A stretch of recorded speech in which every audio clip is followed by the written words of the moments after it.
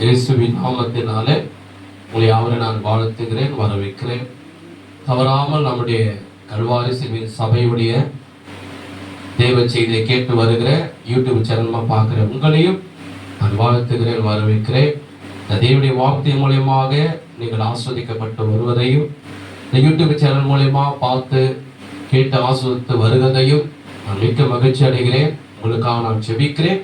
இப்போது நாம் பார்க்கக்கூடிய தேவ செய்தி என்னாகமும் 23ஆம் அதிகாரம் 23ஆம் வசனத்திலே பக்கம், பழைய ஏற்பாடு 202ஆம் பக்கம். அதிலே யாக்கோபுக்கு விரோதமான மந்திரவாதம் இல்லை, இஸ்ரவேலுக்கு விரோதமான குறி சொல்லும் இல்லை. தேவன் என்னென்ன செய்தார் என்று கொஞ்ச காலத்திலே யாக்கோபை குறித்தும் இஸ்ரவேலை குறித்தும் சொல்லப்படும். எல்லாரும் ஒரு ஆமையை சொல்லுவோமா? இங்க வேதம் சொல்லுகிறது, தேவனுடைய பிள்ளைகளுக்கு இயேசுவை ஆண்டவராக இரட்சகராக ஏற்றுக்கொண்டவர்கள், பாவத்திலிருந்து மனம் திரும்பினவர்கள், இயேசுவுக்காக வாழ்கிறவர்கள், ஜெபிக்கிறவர்கள், வேதத்தை வாசிக்கிறவர்கள், தவறாமல் ஆலயத்துக்கு வாரந்தோறும் போகிறவர்கள், வேதம் சொல்கிறது அவருடைய வாழ்க்கையில் எந்த விதமான குறி சொல்லும் மந்திரவாதங்களும் பெல்லிய சூனியங்களும் செய்வினங்களும் யாகங்களும் மந்திரங்களும் எதுவும் ஒன்றும் செய்யாது, ஒன்றுமே செய்ய முடியாது. கைகத்தடி கத்தரி நாம் சோதனம் பண்ணுவோம். அதுதான் இன்னைக்கு நாம பார்க்கக்கூடிய செய்தி தலைப்பு. நம்ம போன வாரம் நம்ம அதை குறித்து பார்த்தோம். இந்த குறி சொல்லுகிறதே அது எப்படிப்பட்ட காரியம் என்று நான் உங்களுக்கு விளக்கி போதித்தேன். அத்துடைய ஆவியான உங்களுக்கு உதவி செய்தான். அதனாலே அந்த குறி கேட்கறதுனாலே நம்முடைய வாழ்க்கை என்ன ஆகும் என்று பழைய ஏற்பாட்டிலே நான் காண்பிச்சேன். சவுளுடைய வாழ்க்கை சொன்னேன், ஞாபகம் இருக்கா? சவுளுடைய வாழ்க்கை சொன்னேன். கர்த்தர் அவர் ஒரு கழுதையை தேடி கொண்டு போனார். அதுக்கப்புறம் கர்த்தர் அவரை தெரிந்து கொண்டு ஆஸ்வதித்து ராஜாவாக உயர்த்தி பெரிய ஸ்தானத்தில் ஒரு கழுதையை தேடிக்கொண்ட போன மனிதனுக்கு கர்த்தர் ஒரு தேசத்துக்கு ராஜாவை உயர்த்தி 3000 சேனைகள் இராணுவ வீரர்களை கர்த்தர் கொடுத்தார். ஒரு கைதியை தேடி போன மனிதனுக்கு தேசத்துக்கு ராஜாவாக்கினான். எந்த தேசத்தையுமெல்லாம் அவர் படையெடுக்கிறார், யுத்தம் பண்றாரோ அந்த தேசத்தை அவர் ஜெயித்தாருன்னா அந்த தேசத்துடைய வெள்ளியும் பொன்னும் தங்கமும் ராஜாவுக்கு சொந்தம். பாருங்க, ஒரு கழுதியை தேடி போன மனிதன் அப்படிப்பட்ட ஆளா உயர்த்தினான். ஆனா என்ன பண்ணிட்டாரு? ஒரு குறி கேட்க போனார் சொல்லி நான் உங்களுக்கு சொன்னேன். அந்த குறி கேட்க போனதுனாலே கர்த்தரை தேடாமல், ஆலயத்து போய் ஜெபிக்காமல், ஒரு பிரச்சனை வந்தவுடனே, ஒரு ஆபத்து வந்தோடனே குறி கேட்க போனதுனாலே ஆண்டவரை மறந்து, ஆசாரிகளை தேடாமல், சாமுவேல் தீர்க்கதரிசியை தேடாமல் குறி கேட்க இரவு நேரத்தில் போனதுனாலே அவருடைய வாழ்க்கையில தேவன் விட்டு விலகினார், கைவிட்டார். அவர் ராஜாவாய் இருந்தும் மறுநாள் குறி கேட்டு மறுநாள் யுத்தத்துக்கு போகும்போது, பெலிஸ்தர்களுடைய யுத்தம் பண்ணும் போது அவரும் அவருடைய 3 பிள்ளைகளும் செத்து போனார்கள் என்று போன வாரம் நான் சொன்னேன். அதுதான் நமக்கு எடுத்துக்காட்டு. நம்ம ஆண்டவர் நமக்கு தேவனுக்கு விரோதமான ஒரு காரியம், தேவனுக்கு அருவருப்பான காரியம், தேவனுக்கு பிடிக்காத ஒரு காரியம், தேவனுடைய பார்வையில எரிச்சலும் கோபத்தை உண்டாக்கக்கூடிய காரியம் எது என்றால் குறி சொல்வது. அதை சொல்றவங்க அதை கேட்கணும். மீதியம் மந்திரவாதங்கள், பெல்லிய சூனியங்கள், செய்வினைகள் பண்றாங்க. ஏன்னா அந்த காரியம் எல்லாம் எப்படி செய்யப்படுகிறது அப்படின்னு சொல்லி நான் கொரிந்தியர்ல காண்பித்தேன். கடைசி பைனல்ல முடிக்கும் சொன்னேன். பிசாசுகளுக்கே அவர்கள் என்ன பண்றாங்க? பலியிடுவார்கள். நீங்க அந்த மந்திரவாதிகள் நம்ம சாதாரணமா இப்ப போவாங்க, கைரேகை பாக்குறீங்களா, கிளிதேசம் பாக்குறீங்களா, ஏதாவது சொல்லுவாங்க. ஆனா அவங்க எல்லாம் இரவு நேரத்துல 12 மணி நேரத்துல, நைட்டு இரவு 1 மணி நேரத்துல என்ன செய்வாருன்றா, சுடுகாடாண்ட போயிட்டு, இல்ல சுடுகாடாண்ட செத்து போன ஓடுகளை, அந்த மண்ட ஓடுகளை கொண்டு வந்து இதெல்லாம் செய்வாங்க. அந்த பேய்களோடு ஐக்கியம் கொண்டு பேய்களுக்கு பலியிடுவார்கள். அதை பண்ணிட்டு இப்ப நீங்க வரீங்கன்னா அந்த பேய்கள்லாம் வச்சுன்னு பண்ண மாட்டாங்க. உங்களை போல நார்மலா இருந்து பேசுவாங்க, நல்ல ட்ரெஸ் போட்டுன்னு பேசுவாங்க. அப்போ அவங்க கிட்ட போயிட்டு குடும்பத்தை இந்த பிரச்சனைங்க, அந்த பிரச்சனைங்க, இவ்வளவு வருஷம் திருமணம் ஆகல, இவ்வளவு வருஷம் குழந்தை பிறக்கல, என் வீடு கட்டப்படாம இருக்குது, என் பணம் என்ன வரல, என் சொத்து என்ன வரல, என் வியாதி என்னன்னு தெரியல, ஹாஸ்பிட்டலுக்கு போயெல்லாம் செலவாகி பண்ணேன் அப்படின்னு கேட்கும் போது என்ன ஆகுனா, வேதம் சொல்லுகிறது, அவங்களோடு போய் பார்க்கிறவர்கள், அவங்க வீட்டை தேடி போவாங்க, இடத்தை தேடி போறவர்கள் அந்த பேய்களோடு நீங்கள் ஐக்கியமாகிறீர்கள் என்று வேதம் சொல்கிறது. நான் சொல்றேன், அந்த பேய்களோடு ஐக்கியமாகும் போது அந்த பேய்கள் என்ன பண்ணும்? யோவான் 10:10 சொல்லப்படுகிறது, சாத்தான் திருடன் திருடவும் கொல்லவும் அழிக்க வருகிறான் அன்றி வேற ஒன்றுக்கு வரான். அதோடைய அர்த்தம் என்றால் சாத்தான் அதை பண்ணுகிறவர்களையும் அழிப்பான், அதை கேட்க போகிறவர்களையும் அழிப்பான். அதான் சாத்தானுடைய ஒரே நோக்கம். உலகானுடைய ரொம்ப மோசமானவன் யார் என்றால் சாத்தான். பண்றவங்களையும் அழிப்பான், அதை போய் கேட்கறவங்களையும் அவன் அழிச்சிருவான்.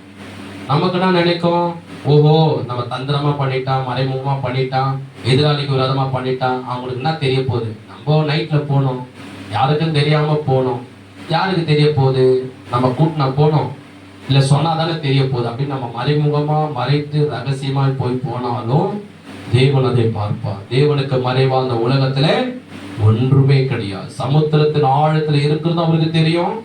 உன் உள்ளத்துல நீ என்ன நினைக்கிறன்னு அவருக்கு தெரியும். பூமிக்குள்ள என்ன இருக்குதுன்னு அவருக்கு தெரியும். பாதாளத்துக்குள்ள என்ன இருக்குதுன்னு அவருக்கு தெரியும். சங்கீதத்துல இதெல்லாம் இருக்கிறது எல்லாம் அவருக்கு தெரியும். ஆனா நம்ம என்ன பண்ண, தேவனை மறந்து உலகத்தாருங்க எல்லாரும் இல்லை, ஒரு சில பேர் என்ன பண்ணுவாங்க, உனக்கு பணம் கொடுக்குறேன், உனக்கு பொருள் கொடுக்குறேன், உனக்கு காசு கொடுக்குறேன், என் கூட நீ வா, உனக்கு இது வாங்கி தரேன், அது வாங்கி தரேன். அவங்க ரட்சிக்கப்படாம இருப்பாங்க, அவங்க சர்ச்சைக்கு போகாத இருப்பாங்க, சத்தியத்தை அறியாமல் இருப்பாங்க, மற்ற கடவுளை வணங்கி இருப்பாங்க. அவங்க உங்களை கூப்பிடும் போது நீங்க உங்களுக்குள்ள என்ன வந்துடும், நம்மலாம் போய் மந்திரமா பண்ண போறோம், செய்வனையா பண்ண போகிறோம், நம்மளாம் புரிய கேட்க போறோம். இவங்க போறாங்க, இவங்க கூட நம்ம போகிறோம், இவங்க பண்ண போறோம், நம்ம சும்மா நிக்க போறோம் அப்படின்னு நீ நினைச்சிடாத. அந்த பிசாசுடைய கிரிய அசுத்தாவிகள் உன்னையும் தாக்கும். ஒரு உதாரணம் சொன்ன ஞாபகம் இருக்கா? போலீஸ்காரன் வந்து ஒரு கொலை செய்துட்டாலோ அல்ல திருட்டாலோ 10 பேரையும் பிடிப்பான். ஆனா கொலை செய்தது ஒத்தந்தான், திருடுனது ஒத்தந்தான், 10 பேரையும் பிடிச்சிருவோம். கூட இருக்கிறான், சார் நான் சும்மா நின்றுந்தேன் சார், அவன் ரோட்ல சண்டை நடக்கும்போது அவன் குத்தி கொலை பண்ணி போட்டான், நான் சும்மா நின்று பார்த்துருந்தேன் சார், சும்மா தான் சார் கூட இருந்தேன் அப்படின்னு. சும்மா இருந்தாலும் சும்மா விட்டுருவான போலீஸ்காரன்? சும்மா நின்னையோ சும்மா கூட போனியோ வா உள்ள சொல்லி அவனே கொண்டு போட்டு முட்டி தட்டி உள்ளத்துக்கு போட்டுருவான். அதே போலதான் உங்களுக்கும், நீ சும்மா நான் கூட போனேன் பணத்துக்காக பொருளுக்காக, அவங்க இது வாங்கி கொடுப்பாங்க அது வாங்கி கொடுப்பாங்க போனீங்கன்னா அந்த கிரியை நல்லா கவனிச்சுக்கோ. அந்த கிரியை என்ன பண்ணும், உன்னை தொடர்ந்து வரும். அந்த அசுத்தாவி உன்னைய தொடர்ந்து வரும். தொடர்ந்து வந்து நீ அதுக்கு இடம் கொடுத்தா உன்னையும் தாக்கும். உன் நிமித்தமா சவுல் தான் போனான். நான் இதெல்லாம் பைபிள் எடுத்து போனவாரு, சவுல் தான் போனாரு குறி கேட்க, ஆண்டவரை மறந்து போனாரு.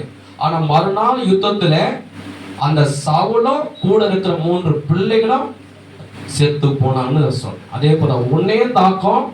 நீ பண்ண பாவத்து கொஞ்சம் பணத்துக்காக பொருளுக்காக சொந்தக்காரனுக்காக மனிதனுக்காக நீ பெண்ணுக்காக ஆணுக்காக நீ போனா உன் நிமித்தம் உன் கணவரையும் தாக்கும், உன் மனைவியை தாக்கும், உன் பிள்ளைகளை தாக்கும், எல்லாரையும் அழிச்சு நடுத்தரில் கொண்டு வந்து. இதெல்லாம் நான் போன வாரம் உங்களுக்கு சொன்ன ஒரு உதாரணம். இது போல பூமியில நிறைய பேருக்கு நடந்திருக்கு. நம்ம போயிட்டு தானே வந்தோம், நம்ம நல்லா தானே இருக்கிறோம், நல்லா தானே சாப்பிட்றோம், நல்லா தானே தூங்குறோம். அது பண்றவங்களாம் பாரு நல்லா தானே இருக்கிறாங்க, அதை செய்யறவங்களாம் பாரு நல்லா ட்ரெஸ் போட்டுனுக்குறாங்க, நல்லா நகை போட்டுனுக்குறாங்க, நல்ல வீடு கட்டிக்கலாம். பார்க்காத, அப்படி பார்க்காத. ஒரு நாள் வரும் அவங்க குடும்பம் நடுத்தெருல வந்து நின்றுடும். ஒரு நேரம் வரும் சுக்குநூறு அவங்க குடும்பம் ஒரு என்ன சொல்றது, ஒரு கூண்டை கலைக்கிறது போல சாத்தான் அவங்க குடும்பத்தை கலைச்சிடுவான். 4 பக்கமும் 4 திசைக்கு அவங்க பிள்ளைங்க ஓடி போயிடும். சாத்தான் செய்வான். ஆனா இன்னைக்கு நீ அவங்க போறாங்க, அவங்க மந்திரம் பண்றாங்க, இதை செய்யறாங்க, குறி சொல்றாங்க, அவங்க நல்லா தானே இருக்கிறாங்க, இவங்க நல்லா தானே இருக்கிறாங்க, அவங்க நல்லா ட்ரெஸ் போட்டுக்கிறாங்க, நல்லா நகை போட்டுக்கிறாங்க, நல்ல வீடு கட்டிக்கிறாங்க, நல்லா தானே இருக்கிறாங்க. நினைச்சிடாத, ஒரு நாள் ஆபத்து அவங்களுக்கு வரும். அவங்க வச்சுங்க, பிசாசு நல்லா கொடுப்பான். ஒரு நேரத்துல எப்படி அவங்கள சாகடிக்கணும், நடுத்தரில் கொண்டு வரணும், சின்ன பணமா ஆக்கணும்னு சாத்தானுக்கு நல்லாவே தெரியும். சாத்தானுடைய நோக்கம் யாரையும் வாழ வைக்க மாட்டான், சாகடிப்பான். இப்போ ஒரு மந்திரவாதிகிட்ட போயிட்டு இவங்க 2 பேர் குடும்பம் பிரிஞ்சு இருக்குது, ஒன்று சேரணும், அதுக்கு மந்திரம் பண்ணு சொல்லிப்பாரு. அவன் என்ன சொல்லுவான் தெரியுமா, அந்த மந்திரம்லாம் எனக்கு தெரியாது, அவங்கள பிரிக்கணுமா சொல்லு மந்திரம் பண்றேன். நான் சொல்ல புரியுதுங்களா? அவனுக்கு கால் வர மாட்டேங்குது, கால் விளங்காம இருக்குது, கால் நல்லா ஆகணும், கொஞ்சம் மந்திரம் பண்ணு சொல்லிப்பாரு.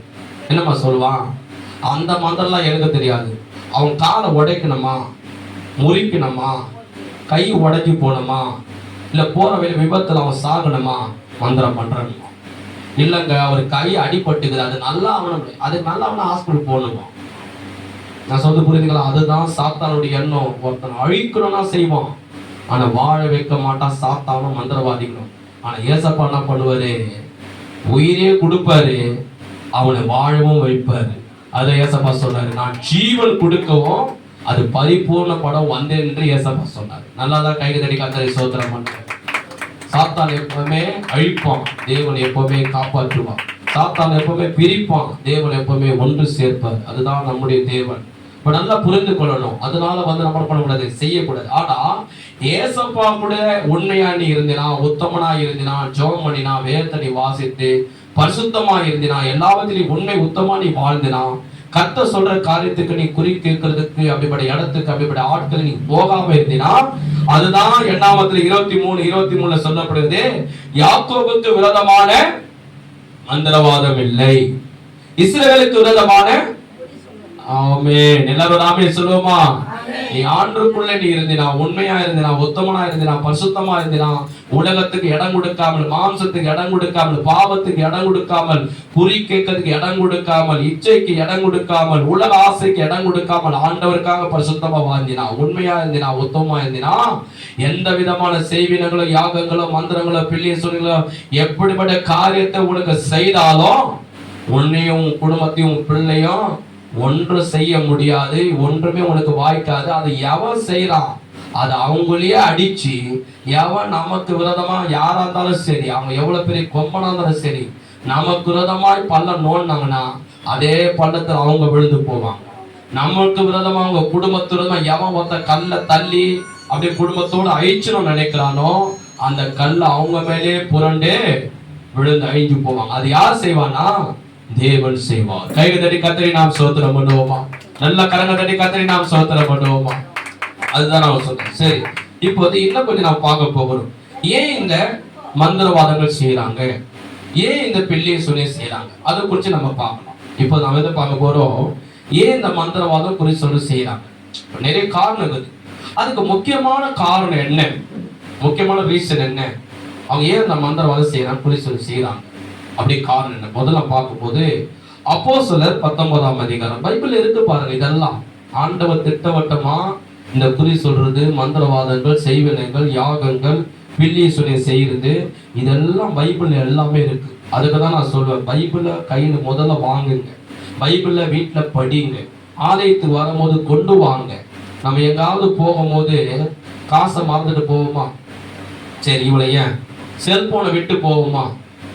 நம்ம நல்லா ரெடி ஆயிட்டு எங்க செல்போன் வச்சேன், அந்த செல்போனை வச்ச பாரு, அது எடு. எங்க போனாலும் அவசரமா போறோம், அர்ஜென்ட்டா போறோம், ஐயோ மறந்துட்டேன் நான் கொஞ்சம் செல்போன் எடுக்கணும். ஆனா அதே போல ஏன் பைபிளை குறித்து நமக்கு என்ன வர மாட்டேங்குது? கடவுளுடைய வார்த்தை என்ன பண்ணணும்? ஆலயத்துக்கு போகிறேன், எதை வாங்கணும்? முதல்ல பைபிளை வாங்கணும், பைபிளை படிக்கணும், ஆலயத்தை வந்து பைபிளை கொண்டு வரணும், படிக்கும் போது பைபிள் இருக்க வசனத்தை பார்க்கணும். ராமே சொல்லுவோமா? ஏன்னா அது உங்களுக்கு நல்லது. செல்போன் நம்மளை காப்பாத்தாது. எவ்வளவு பேர் அதனால கெட்டு போறான், விழுந்து போறான், பின்மாற்றம் அடையறான், புரியுதுங்களா? ஆனா பைபிளை படிக்கிற மனிதன் அவன் நன்றாக வாழ்ந்திருப்பான், அவன் சுகத்திருப்பான், அவனுக்கு சமாதானம் இருக்கும். ராமே சொல்லுவோமா? உங்களுடைய வேதத்தை நேசிக்கிறவர்களுக்கு மிகுந்த சமாதானம் உண்டு என்று வேதம் சொல்லுகிறது. கர்த்தருடைய வேதத்து மேல் இரவும் பகலும் தியானமா இருக்கிற மனுஷன் பாக்கியவான் என்று வேதம் சொல்கிறது. செல்போனை இரவு பகல், நைட்டு பகல் பார்க்கிறவன் பாக்கியவான் சொல்லப்படல, புரிஞ்சுங்களா? அதனால முதல்ல என்ன பண்ணணும்? பைபிளை வாங்கணும், பாதைத்தோறும் பைபிளை கொண்டு வரணும், படிக்கும் போது பைபிள் நம்ம பார்க்கணும். இப்ப நீங்க செய்யாமல் இருக்கலாம், ஆனா இனிமேல் அப்படி செய்யாமல் இருக்காதீங்க. சரி, இப்ப பாருங்க அப்போஸ்தலர் 10ஆம் அதிகாரம், அதிலே பாருங்க 10ஆம் அதிகாரம் ஏன் இந்த குறி சொல்றாங்க, மெயின் காரணம் என்ன அப்படி பார்க்கும்போது அப்போஸ்தலர் 10ஆம் அதிகாரம் 17ஆம் வசனத்திலிருந்து பாருங்க. 17 புதிய ஏற்பாடு 191ஆம் பக்கம் 17. இது எபேசிலே குடியிருந்த யூதர்கள் கிரேக்கர் அனைவருக்கும் தெரிய வந்த போது அவர் எல்லாரும் பயமடைந்தார்கள். கர்த்தராகிய இயேசுவின் நாமம் மகிமைப்பட்டது. ஆமென் சொல்லுவோமா? கவனிங்க, பைபிள் இல்லாதவங்க கவனிங்க. விசுவாசித்தவர்கள் அநேகர் வந்து தங்கள் செய்கைகளை வெளிப்படுத்தி அறிக்கையிட்டார்கள். இப்ப கவனிங்க, மந்திரவாதம் வந்து பாருங்க. மாய வித்தைக்காரர்கள், அதாவது மந்திரம் செய்யறவங்க, மாய வித்தைக்காரர்கள் அநேகர் தங்கள் புத்தகங்களை கொண்டு வந்து எல்லாருக்கும் முன்பாக சுட்டெரித்தார்கள். அவைகளின் கிரயத்தை தொகை பார்த்து 50,000 வெள்ளிக்காசாக கண்டார்கள். இவ்வளவு பலமாய் கர்த்தருடைய வசனம் விருத்தி அடைந்து மேற்கொண்டது. எல்லாரும் கைவிதடி கர்த்தரை நாம் ஸ்தோத்திரம் பண்ணுவோம். இது உடனே நான் நடுவுல ஒரு சம்பவத்தை நான் எடுத்து சொல்றதுனால உங்களுக்கு புரியாது, என்னை கவனிக்க நான் உங்களுக்கு சொல்றேன். இது என்னன்னா, ஆசியா நாட்டுல போயிட்டு அப்போஸ்தலனாகிய பவுல், ஏசப்பாவுடைய சீடனா இருந்த பவுல், பரிசுத்தவனாகிய இருந்த பவுல் போய் பிரசங்கம் பண்றாரு. இப்ப எப்படி நாங்க தினத்துல கூட சொன்னோம் இல்லையா, மேல்மருவத்தூராண்ட போயிட்டு ஊழியம் பண்ணிட்டு வந்த இருக்கு. அது போல இந்த பவுல் போயிட்டு ஒரு ஆசியா நாட்டுல இருக்கிற கிராமத்துல போய் பிரசங்கம் பண்றாரு. பிரசங்கம் பண்ணும் போது அந்த இடத்துல இருக்கிற மாய வித்தைக்காரர்கள், அங்கே இருக்கிற பில்லிய சொல்லி செய்வர்கள் பாத்தீங்களா, அந்த காலத்திலே இருந்துக்குது. இது இல்லாத இடமே கிடையாது. கிராமத்துல இருக்குது, பட்டணத்துல இருக்குது, சென்னையில இருக்குது, வெளிநாட்டுல கூட இருக்குது, அமெரிக்கால கூட இருக்குது. எல்லா தேசத்திலும் இந்த குறி சொல்லி இருக்குது. பிசாசு அவ்வளவு தந்திரமா செய்திருக்கான். பவுல் பிரசங்கம் பண்றாரு. இயேசு கிறிஸ்து ஒருவர்தான் மெய்யான தேவன், நமக்காக இந்த பூமிக்கு வந்தார். அவர் பார்க்கிற வானத்தையும் பூமியை உண்டாக்கினவர். அவர் ஒருத்ததான் நம்முடைய பாவங்களுக்கு ரத்த சிந்து மரித்தவர். அவரை ஏற்றுக்கொண்டதான் உனக்கு பாவம் பண்ணி கிடைக்கும், உனக்கு சமாதானம் கிடைக்கும். நீ மரித்தாலும் அந்த இயேசு கிறிஸ்து வந்தாலும் உனக்கு நித்திய ஜீவன் கிடைக்கும். அவரால் எல்லாமே வேற கடவுள் இல்லை. அவர் தான் சகலத்தையும் படைத்தவர். அவர் தான் நமக்கு ரத்த சிந்தினவர், இன்றைக்கு உயிரோடு இருக்கிறவர். நீங்கள் மனம் திரும்பி இயேசுவை ஏற்றுக்கொள்ளுங்க சொல்லி பரிசுத்தவனாகிய பவுல் போய் அந்த கிராமத்துல பிரசங்கம் பண்றாரு. என்ன சொல்லப்படுறது, அந்த ஊர்ல இருந்த மாய வித்தைக்காரர்கள் நிறைய அநேகர் இருந்திருக்கிறாங்க. அதுல ஒரு சில பேர் என்ன பண்ணிருக்கிறாங்க, ரட்சிக்கப்பட்டிருக்கிறாங்க. அது எப்படி ரட்சிக்கப்பட்டாங்க முன்னாடி இருக்குது, எல்லாத்தையும் எடுத்து சொல்ல நேரம் இல்லை. முக்கியமான சம்பவத்தை மாத்திரம் வசனத்தை எடுத்து உங்களுக்கு விளக்க நான் விரும்புறேன், ஏன்னா நேரத்துக்குள்ள. அதுல ஒரு சில மாய வித்தைக்காரர்கள் ரட்சிக்கப்பட்டாங்க. இயேசு கிறிஸ்துதான் மெய்யான தெய்வம் அப்படின்னு இயேசுவை ஏற்றுக்கொண்டு அற்புதம் நடந்தது. பிசாசனம் ஓடி இயேசப்பாவை ஏற்றுக்கொண்டு மனம் திரும்பி அறிக்கை செய்தார்கள். இயேசுதான் மெய்யான தெய்வம் அறிக்கை செய்தாங்க. அவங்க என்ன செய்தாங்களாம், கவனிக்க, முக்கியமான ஒரு காரியம் சொல்றேன். என்ன செய்தாங்களாம், அந்த மந்திரங்கள் செய்கிறவர்களுடைய கையில நீங்க பாத்தீங்கன்னா ஒரு பேக் வச்சிருப்பாங்க. ஏதோ ஒரு பை இருக்கும், மஞ்சா பையோ ஒரு ஏதோ ஒண்ணு பேக்கை வச்சிருப்பாங்க. நீங்க மந்திரம் செய்யல பாத்தீங்கன்னா பேக், அது உள்ள அவங்க கிட்ட என்ன இருக்குன்னா சில பொருள்களை வச்சிருப்பாங்க. ஆனா அவங்க கிட்ட மாய புத்தகங்கள் இருக்கும். மாய புத்தகங்கள் பிசாச குறித்து, அசுத்த ஆவிகளை குறித்து, செத்து போன ஆவிகளை குறித்து, செய்வினைகளை குறித்து, அந்த யாகங்கள் அதுக்கு செலுத்தக்கூடிய பலிகளை கொடுத்து, யாகங்கள் மந்திரங்கள் செலுத்த அதை குறித்து அவங்க அந்த பேக் உள்ள புத்தகங்கள் இருக்கும். அந்த புத்தகம் என்பது வேதத்தின் அடிப்படையில எவ்வளவு ரூபாய்ன்னு பார்த்தா, அந்த புத்தகம் எவ்வளவு காசு தருமா, அவங்க கொண்டு வந்து ரட்சிக்கப்பட்டவங்க மனம் தருமா, அந்த புத்தகத்தை கொண்டு வந்து இந்த மாய புத்தகங்கள் இதை வச்சுதான் நான் மந்திரம் பண்ண குறி சொல்லி கொண்டு வந்து அந்த புத்தகத்தெல்லாம் போட்டு அவங்க எரிச்சு போட்டாங்களாம். இந்த மாய புத்தகம் இந்த தேவனுடைய வார்த்தைக்கு முன்னாக ஒன்றுமே கிடையாது. அந்த மாய புத்தகத்தை காட்டிலும் இந்த தேவனுடைய வார்த்தை தான் வல்லமை உள்ளது, ஜீவன் உள்ளது, பரிசுத்தம் உள்ளது, அதிகாரம் உள்ளது, எல்லா பிசாசின் கிரியைகளை அழிக்கக்கூடியது தேவனுடைய வார்த்தை. எல்லா பெரிய சுனிகளை செய்வினங்களும் யாகங்களும் மந்திரங்களும் அழிக்கக்கூடியது, எதிர்க்கக்கூடியது, வல்லமை உள்ளது இந்த தேவனுடைய வார்த்தை. கைகதடி கர்த்தரை ஸ்தோத்திரப்படும். அப்படி என்ன பண்ணிட்டாங்க, மந்திரவாதிகள் எல்லாம் கொண்டு வந்து அவங்க கிட்ட இருக்கிற புத்தகங்களை, மந்திர புத்தகங்களை கொண்டு வந்து போட்டுட்டு எரிச்சு சாம்பலாக்கிட்டாங்க. அதோடைய விலை எவ்வளவு தெரியுமா? சொல்லுங்க, அதோடைய விலை எவ்வளவு இருக்கும்?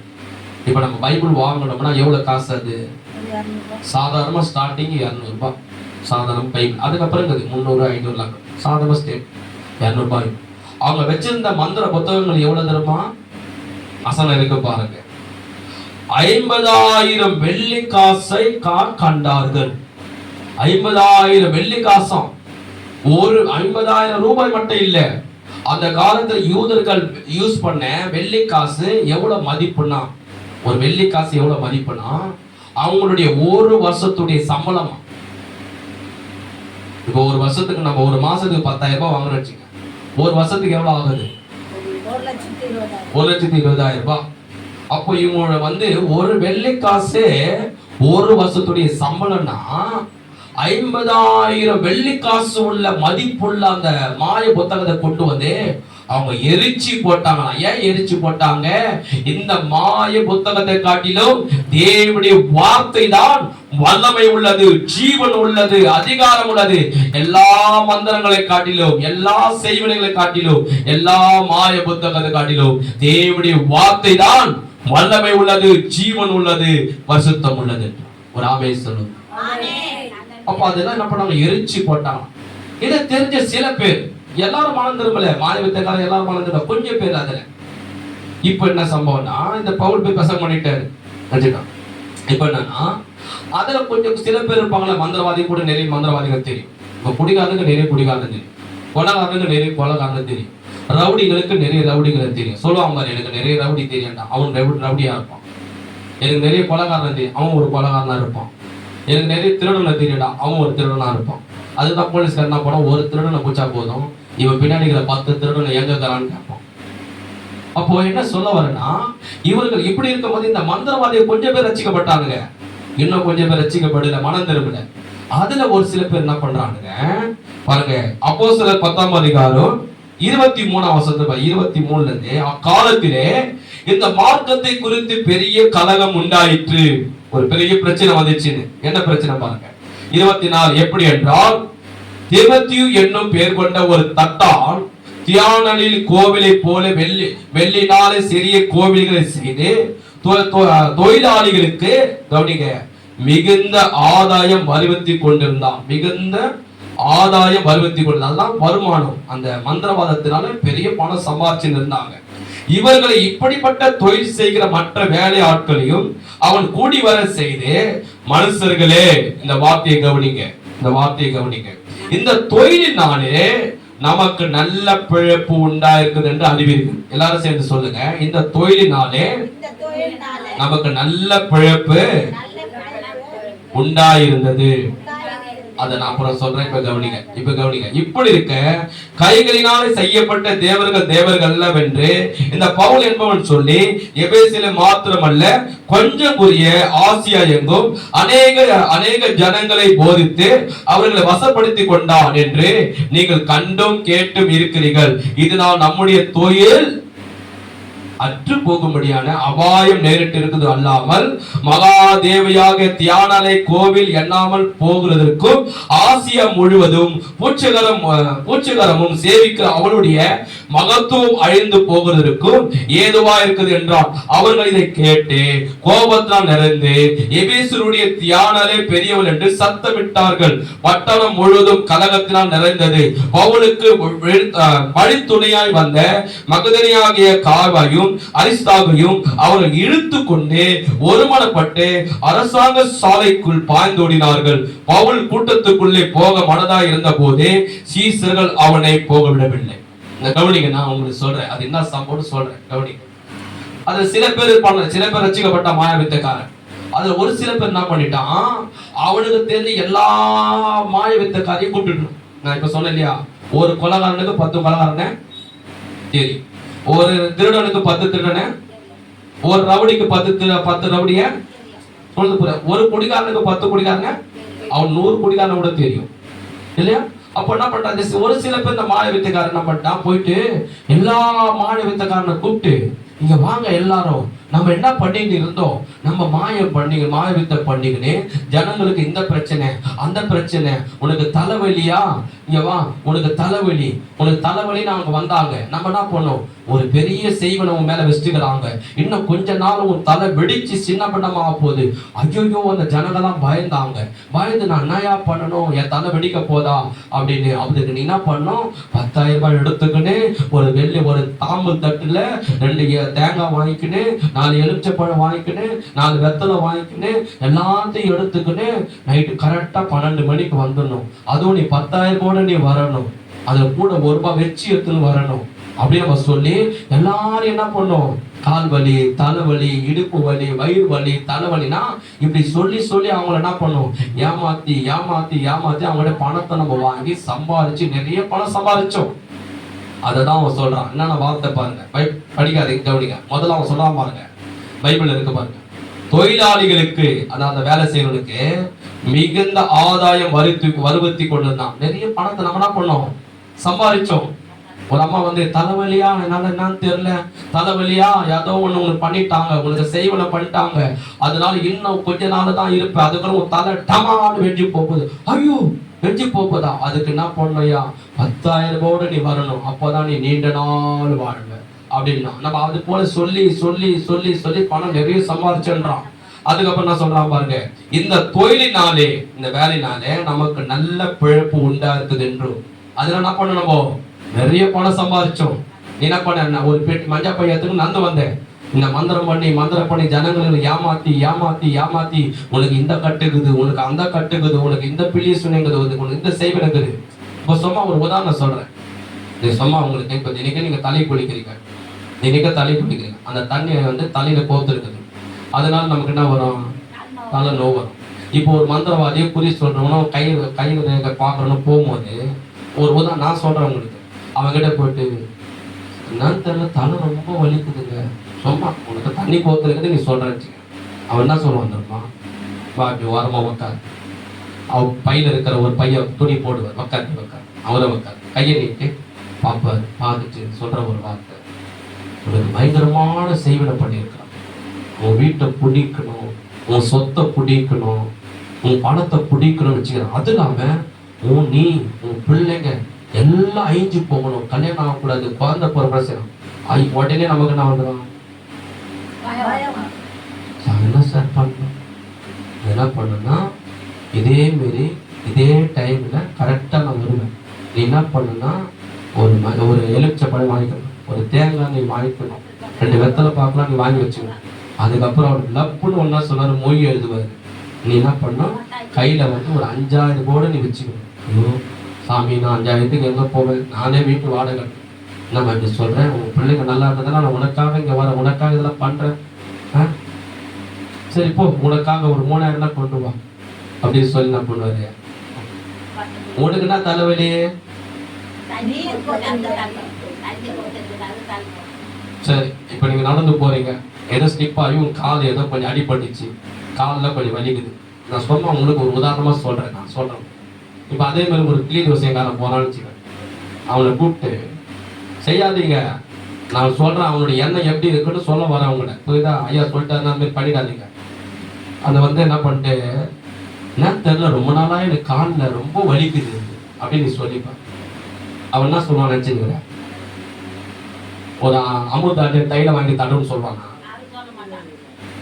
இல்ல மெடிக்கல்ல போயிட்டு 2 மாத்திரை வாங்கி போடுன்னு சொல்லுவாங்க.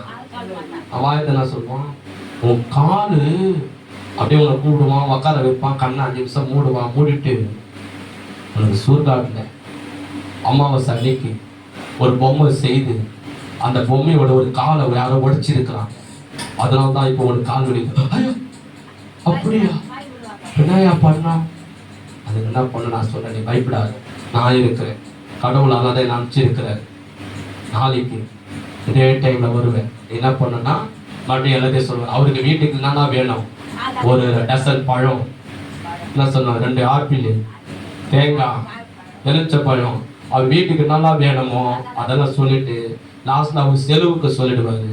என்ன பண்ண, ஒரு 10,000 கூட கையில வச்சுக்கணும். ஆனா உனக்கு எதனால கால் வலிக்குது, நீ விழுந்தனால வலிக்குது. இதே நீ டாக்டர்கிட்ட போற, டாக்டர் தலை வலிக்குது, அவர் என்ன பண்ணுவாரு, அது நாணமான காரியம், தலையில தலை வலிக்குது, ஏதோ நரம்பு பிரச்சனை, ஏதோ தண்ணி கொத்துறது, மாத்திரை கொடுப்பார், ஊசி போடுவார், கரெக்ட்.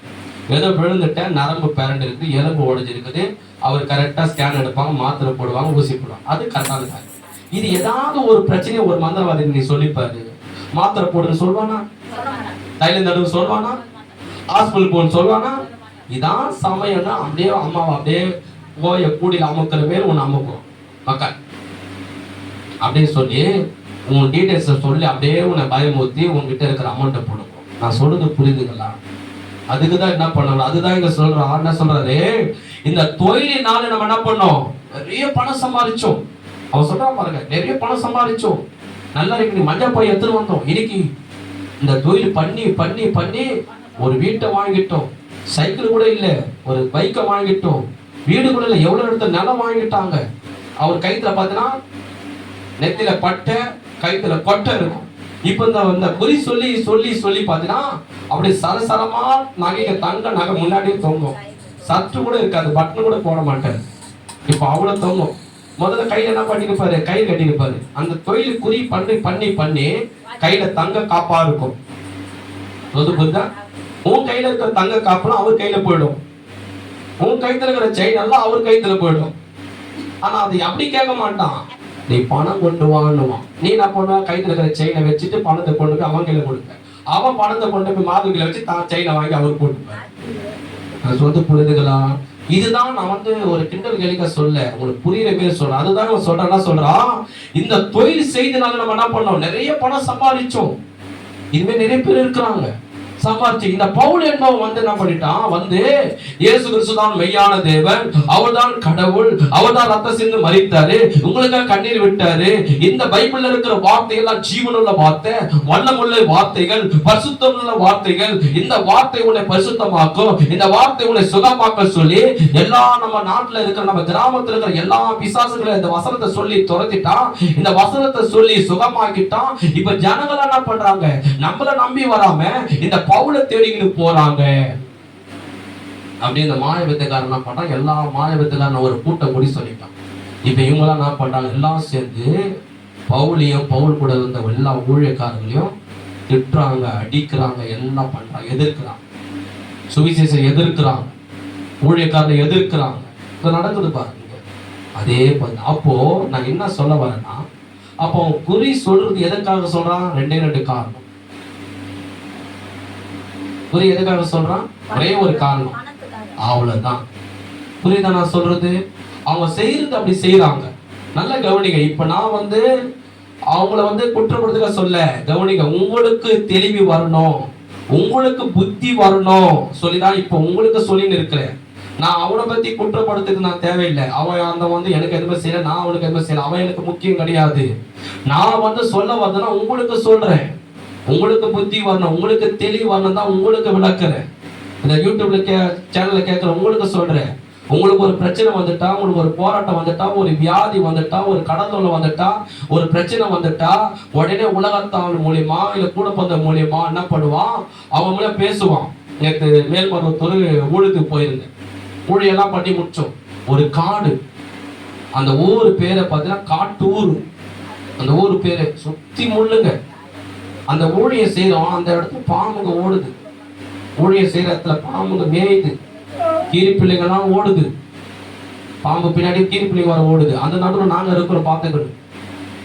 அப்படி இடத்த செய்தோம். அதுல கடைசி ஒரு அம்மா சொல்லிச்சு, அந்த அம்மா பேரு சாந்தாம்மா. அம்மா, ஆண்டவர் உன்னை நேசிக்கிறாம்மா. என்னையா நேசிக்கிறது, 1008 பிரச்சனைல இருக்கிற, போராட்டத்தில் இருக்கிற, கஷ்டத்துல இருக்கிற, என்னம்மா பிரச்சனை, என்னம்மா கஷ்டம் சொல்லுமா, உங்களுக்கா நான் ஜெபிக்கிறேன், அதாவது ஏசப்பா அனுப்புனார். அதுக்கு அந்த அம்மா சொல்லிச்சு, ஐயா. அப்ப நான் சொன்னேன் அந்த அம்மா பார்த்து, நீங்க கிறிஸ்டின் மாரி இருக்கீங்களே அப்படின்னு.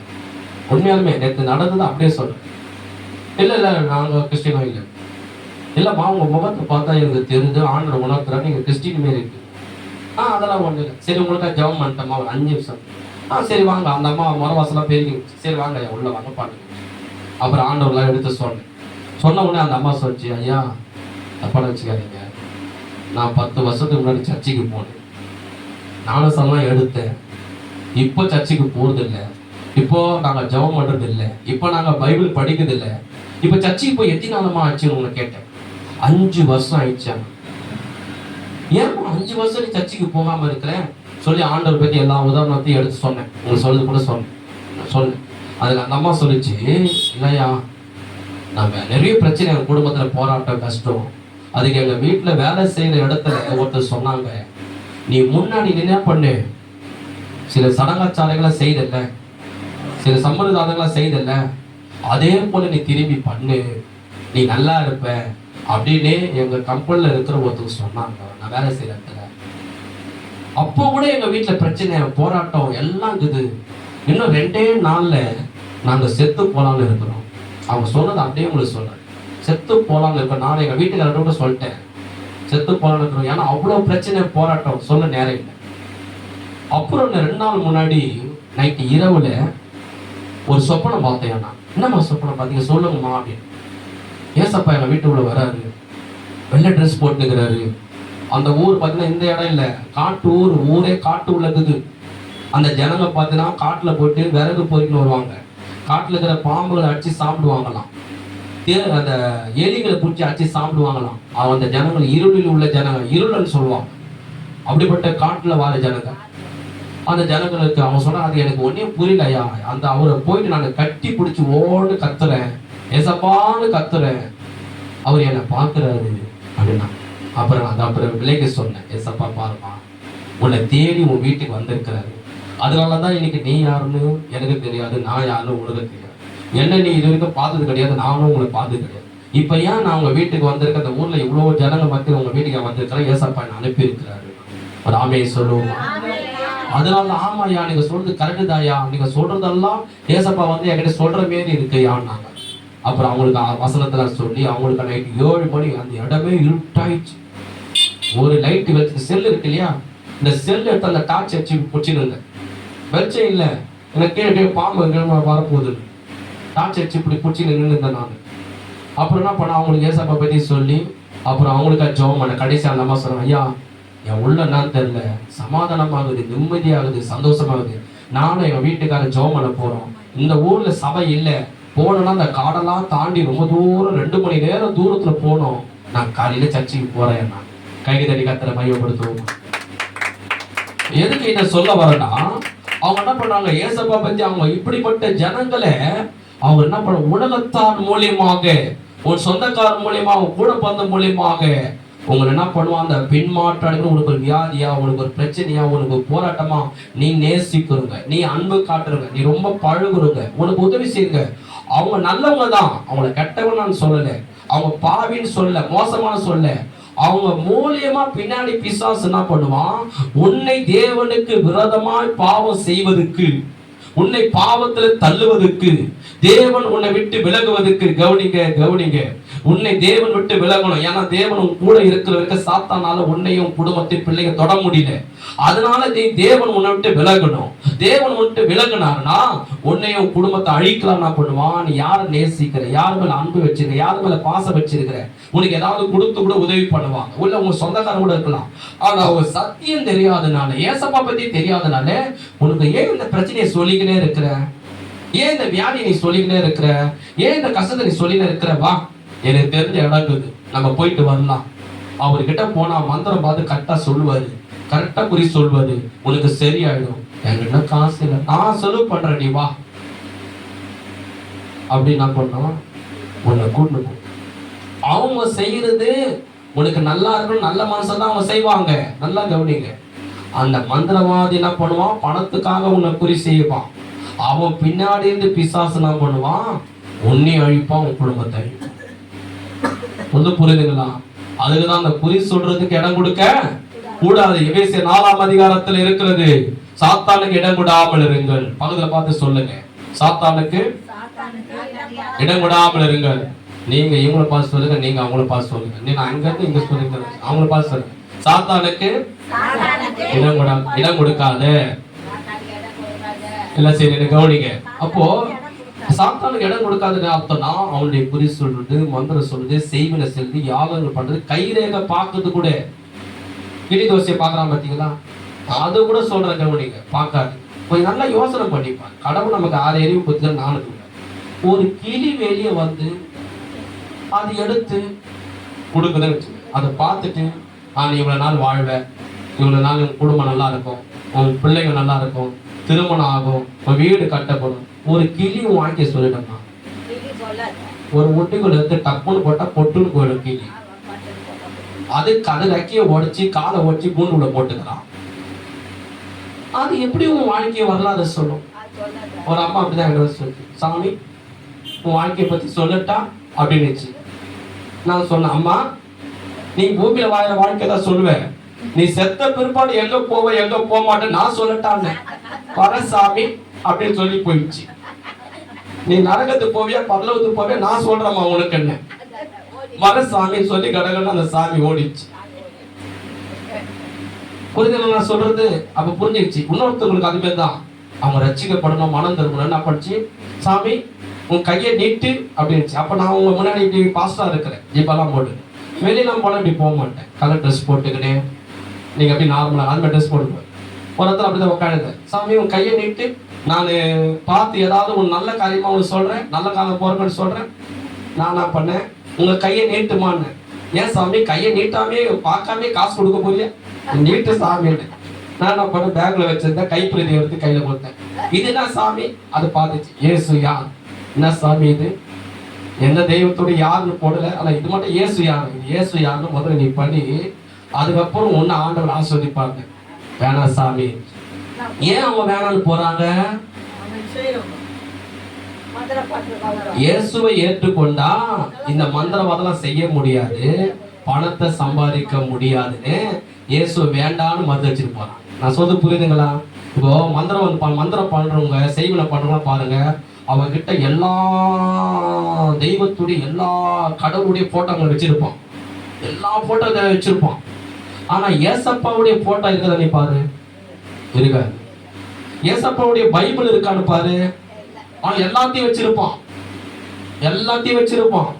ஆனா ஏசப்பாவுடைய படத்தை வைக்க மாட்டான், பைபிள வைக்க மாட்டான். ஏன்னா அதெல்லாம் அவருக்கு பிடிக்காதுன்னு அவனுக்கு தெரியும்.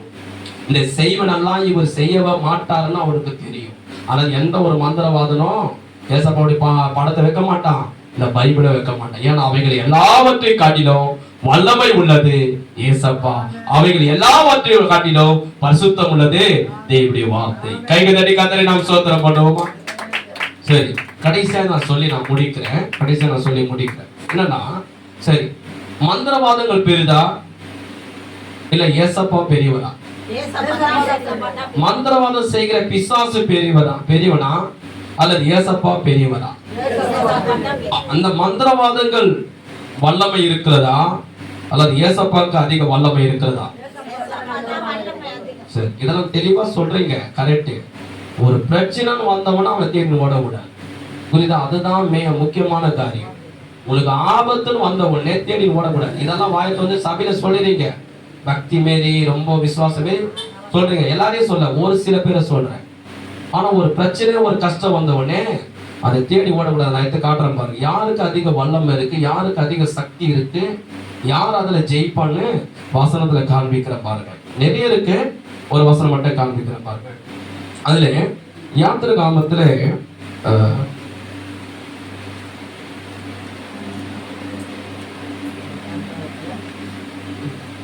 அப்போ யாத்திராகமத்துல பாத்தீங்கன்னா ஒரு சம்பவத்தை சொல்றேன். என்ன சம்பவம்னா, இஸ்ரவேல் ஜனங்க எகிப்தில் 430 வருஷம் அடிமையா இருந்தாங்க.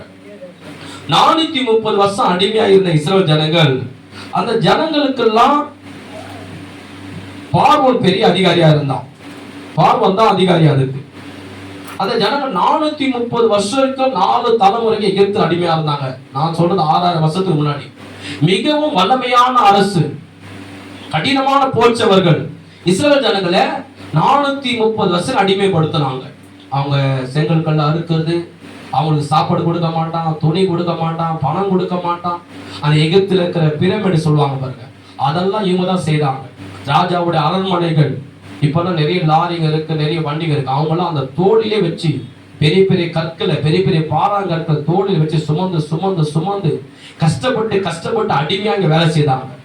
அவர்களெல்லாம் தேவன் நோக்கி ஜெபம் பண்ணாங்க, ஆண்டவரே இந்த இடத்துல நாங்க அடிமையா இருக்கிறோம், நல்ல சாப்பாடு இல்ல, நல்ல துணி இல்ல, நல்ல தூக்கம் இல்ல, இந்த பார்வோன் ரொம்ப அடிமைப்படுத்துறான், ரொம்ப வேலை வாங்குறான், என் குடும்பம் முழுதும் கஷ்டப்படுது, எங்களை காப்பாத்துங்க, எங்களை ரட்சிங்க. 4 தலைமுறை வரைக்கும் நான் கஷ்டப்படுறோன்னு இஸ்ரவேல் பெருமூச்சு விட்டு ஆண்டவர் சமூகத்தில் விண்ணப்பம் பண்ணாங்க. யாரு? இஸ்ரவேல் மக்கள். எங்க அடிமையா இருக்கிறார்கள்? எகிப்திலே பார்வோன் கிட்ட அடிமையா இருக்கிறான். கர்த்தர் அந்த ஜெபத்தை கேட்டு மோசேவை அழைத்து சொல்றாரு, மோசே நீ பார்வோன் ராஜா கிட்ட போ, என் ஜனங்கள் 30 ஜனங்கள் ரொம்ப வேதனைப்படுறாங்க, கஷ்டப்படுறாங்க, கண்ணீர் படுறாங்க, அவங்க ரொம்ப சித்திரவதை அனுபவிக்கிறாங்க, அந்த ஜனங்களை அனுப்பிவிட சொல்லு. அவர்கள் பாலும் தேனும் ஓடுகிற தேசத்தை நான் கொண்டு போகிறேன், அவர்கள் ஆபிரகாமுடைய பிள்ளை, அதனால அங்க கொண்டு போய் அவர்கள் நான் ஆஸ்வதிக்க போகிறேன், நீ அவங்களை விடுதலாக்கி நீ அனுப்புன்னு சொல்லி பார்வோன் ராஜா கிட்ட போய் சொல்லுன்னு கர்த்தர் என்ன பண்றாரு, மோசே கிட்ட சொல்றாரு. கவனிங்க முடியும். அப்போ மோசே போறாரு பார்வோன் கிட்ட. அவர் கூட அவங்க அண்ணன் ஆரோனும் போற. பார்வோன் எகிப்து பெரிய தேசம், பெரிய வல்லரச நாடு போறாரு. பார்வோன் ராஜா சிங்காசனத்தில் உட்கார்ந்தான். மோசே உள்ள போறாரு. யாரு நீ, எதுக்கா வந்த, யார் பார்வோன் கேட்க. அப்ப மோசே சொல்றாரு, உங்ககிட்ட அடிமையா இருக்கிற இஸ்ரவேல் ஜனங்க, அவங்க எல்லாரையும் நீ விடுதலாக்கி அனுப்பு. யெகோவா தேவன், ஆபிரகாமின் தேவன் அந்த ஜனங்களை அவர் வந்து அந்த தேவனை ஆராதிக்க வேண்டும். தேவன் சொல்லி இருக்கிறார். தேவனாய் கர்த்தர் ஆபிரகாம் தேவன் எனக்கு சொல்லி அனுப்புனாரு. இந்த ஜனங்களை நீ விடுதலாக்கி 430 வருஷம் வரைக்கும் 4 தலைமுறைக்கு இவர்களை நீ அடிமைப்படுத்துற, சித்திரவதை பண்ற, இவர்களை விடுதலாக்க அனுப்பு. அனுப்பின இந்த ஜனங்களை ஏன் அனுப்பணும்? இவர்கள் போய் எகிப்தில் இவர்கள் இஸ்ரவேல் ஜனங்கள் போய் கானான் தேசத்துல கர்த்தரை ஆராதிக்க வேண்டும். அவர்கள் ஜனங்கள் தான் இவங்க சுதந்திரமா தேவன் ஆராதிக்கணும். ஆராதிக்காதபடி 24 மணி நேரமும் வேலை வாங்கி இவங்களை கஷ்டப்படுத்துற. அதுக்கு பார்வன்னா சொன்னா தருமா? அதுக்கு பார்வன்னா சொன்னா தருமா? அவன் சொன்ன ஒரு வார்த்தைய யாருமே சொல்லிட மாட்டான். சொல்றான், இந்த தேவன், இந்த கர்த்தர் யார்? கடவுளையே பார்த்து கேள்வி கேட்கலாம்.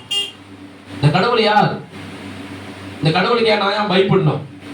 இவர் என்ன பண்ண முடியும்? என்னால இவர் என்ன ஒண்ணுமே பண்ண முடியாது. நான் யார் தெரியுமா? பார்வோன் சொல்றான், அந்த தேசத்துக்கே அதிபதி நான் தான் ராஜா, என் சுண்டு வேலை கூட அவர் அசைக்க முடியாது. இந்த ஜனங்களை விடுதலாக்கி அனுப்புவதுக்கு அந்த கர்த்தர் யார் அப்படின்னா மோசே நம்ம சொன்னார், ஆண்டவரே அவன் உன்னையே யாருன்னு கேட்கறான். கர்த்தர் சொன்னாரு, நான் யாருன்னு அவனுக்கு காண்பிக்கிறேன் அப்படின்னாரு. சுண்டு விரல கூட அசைக்க முடியாது சொல்றானா?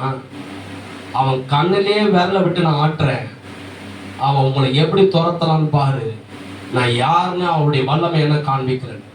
அப்பதான் கர்த்தர் என்ன பண்ணாரு, உன் கையில இருக்கிற கோல் இருக்குல்ல, கொம்பு வச்சிருப்பான் மீட்பர், அந்த கோலை கீழே போடு.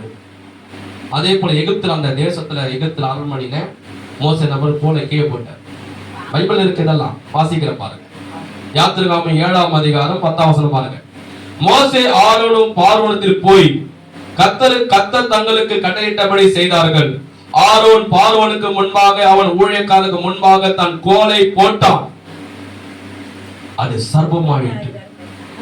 எகிப்தில் அந்த கோல் என்ன பண்ணாரு? பார்வோனுக்கு முன்னாடி, மந்திரவாதிக்கு முன்னாடி, படத்தலைவர்கள், ராணுவங்கள் முன்னாடி, எல்லா தேசமும் பார்க்கிற முன்னாடி, கவனிங்கம்மா, எடுக்க முன்னாடி கவனிங்க, வீட்டுல படி. அந்த கோலை போட்டு பெரிய பாம்பாகுது. பாம்பாவே இது ஒரு கொம்பு, பெரிய பாம்பாது. பார்வோன் அரண்மனையில இருந்து உட்காந்து பாக்குறான். சேனைகள் சுத்தி பாக்குது, ராணுவங்கள்லாம் சுத்தி பாக்குது. நடுவுல பாம்பு, பேசாம போட்ட கோலு சர்ப்பமாகுது. ராஜா பார்வோன் என்ன பண்ணா தெரியுமா? நம்மள என்ன பண்ணிருப்போம்? பயந்துருப்போம். நாங்க போன இடத்துல நிறைய பாம்பு மேய்ஞ்சுது. செல்லு டார்ச்செல்லாம் அடிச்சு பார்த்து நாங்க கீழே தான் வச்சிருந்தேன். எங்க காலுக்கு பாம்பு போகுது கீ வச்சுன்னு பயந்துருந்தோம். பெரிய பாம்பு நடுவில் நம்மளாம் பயந்துருப்போம். பார்வோன் என்ன பண்ண தெரியுமா? சிரிச்சான். இதெல்லாம் நான் பூச்சாண்டி வேலையெல்லாம் என்கிட்ட காட்டுறேன், நான் இதெல்லாம் பார்த்து பயந்துருவேன் நினைச்சீங்க. கை தட்டினான். கை தட்டி யார் எங்கன்னு கூப்பிட்டான். இப்ப பாருங்க 11ஆம் வசனம். அப்போது பார்வோன் சாஸ்திரிகளையும், கவனிங்க, சூனியக்காரர்களையும், யாரே சொல்லுங்க, யாரு அழைப்பித்தான். எகிப்தின் மந்திரவாதிகளும், வந்துச்சு பாருங்க வார்த்தை, மந்திரவாதிகளும் தங்கள் மந்திர வித்தையினால் அப்படி செய்தார்கள். எல்லா மந்திரவாதியும் இங்க வரான். எல்லா மந்திரவாதிகளும் அங்க வரான். இங்க இருக்கிறவன் இப்ப இந்த காலத்துல எகிப்தில இருந்து இருக்கிறான் பாருங்க. ஆண்ட சொல்றாரு, மந்திரவாதி எல்லாம் வரான், கூப்பிடுறான்.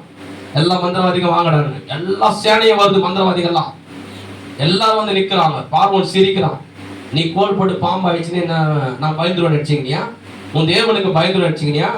மந்திரவாதிகளை கூப்பிட்டா, நீ ஒரு ஆளு தான், எத்தனை மந்திரவாதிகள் என்கிட்ட இருக்கிறான்னு காட்டுறேன்னு சொல்லி எல்லா மந்திரவாதிகளை வர வச்சான். எல்லா மந்திரவாதிகள் சுத்தி நின்னானுங்க.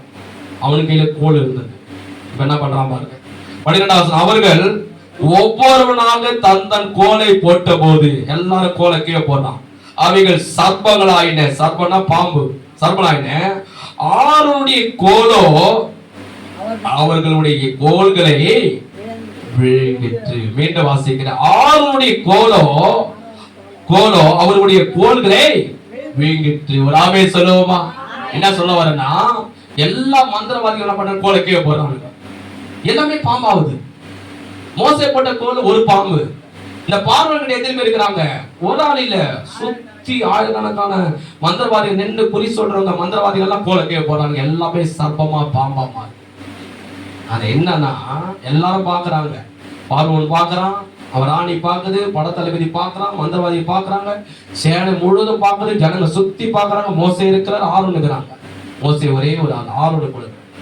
ஆனா ஆரோன் போட்ட கோல், மோசே போட்ட கோல், தேவனுடைய கோல், அது பெரிய சர்ப்பமா மாறி ஒரு அணவொண்டா பாம்பு மாரி மாறி அவன் சுத்தி போட்ட எல்லா குட்டி குட்டி குட்டி பாம்புகளை அது அப்படியே விழுங்கி விழுங்கி விழுங்கி எல்லா பாம்புகளையும் அது சாப்பிட்டு முடிச்சு மீண்டும் அந்த பாம்பு கோலாய் மாறி மோசே கையில எடுத்தாரு. கையை தட்டி கத்தரை மகிமைப்படுத்துவோமா?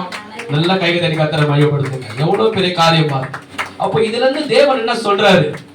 முடிக்க போற கவனிங்க. என்ன சொல்றாருன்னா, இந்த உலகத்துல குறி சொல்றவங்க இருக்கிறாங்க, மந்திரவாதங்கள் இருக்குது, செய்வனங்கள் இருக்குது, யாகங்கள் இருக்குது. வல்லமை இல்லாம இல்ல. நான் ஆரம்பத்தை சொல்லாம இருக்கா, வல்லமை இருக்கு. அவன் கோல் போட்டு கூட என்னவா மாறிச்சது? பாம்பா மாறிச்சு. அதுக்கு சக்தி இருக்கு, சில வல்லமை இருக்கு, சில பிசாசு கிரிய இருக்கு.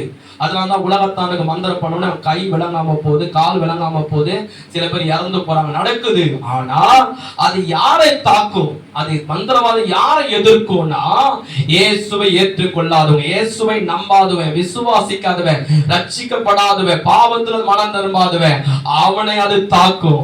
ஆனா தேவனுடைய பிள்ளைகள் ஜெபிக்கும் போது, இயேசுவை ஆண்டவரா ரட்சகரை ஏற்றுக்கொண்டவர்கள், விசுவாசிக்கிறவர்கள், தேவனுடைய சமூகத்தில் ஜெபிக்கிறவர்கள், அந்த கோல் என்பது எதற்கு அடையாளம் தருமா?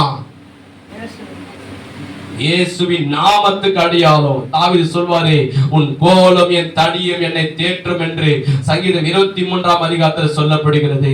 அந்த கோல் இன்னைக்கு நம்ம கையிலே இருக்கிறது. தெரியுமா? அந்த கோல் என்பது எது தெரியுமா? இயேசுவின் நாமம். ராமன் சொல்லுமா, அந்த கோல் என்பது எது?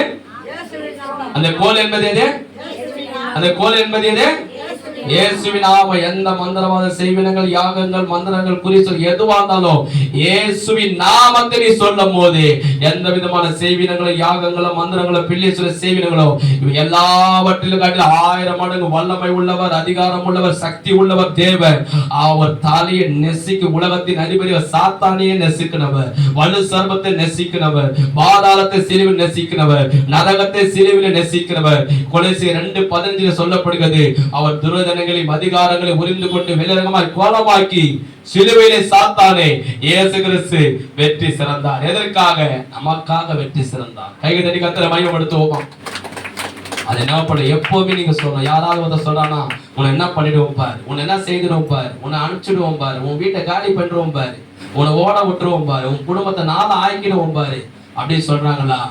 நீங்க சொல்லணும், அப்பா என்னோட இயேசு இருக்கிறாரு, யார் ஓடுறா, யார் அழிஞ்சு போகிறான்னு பார்ப்போம்.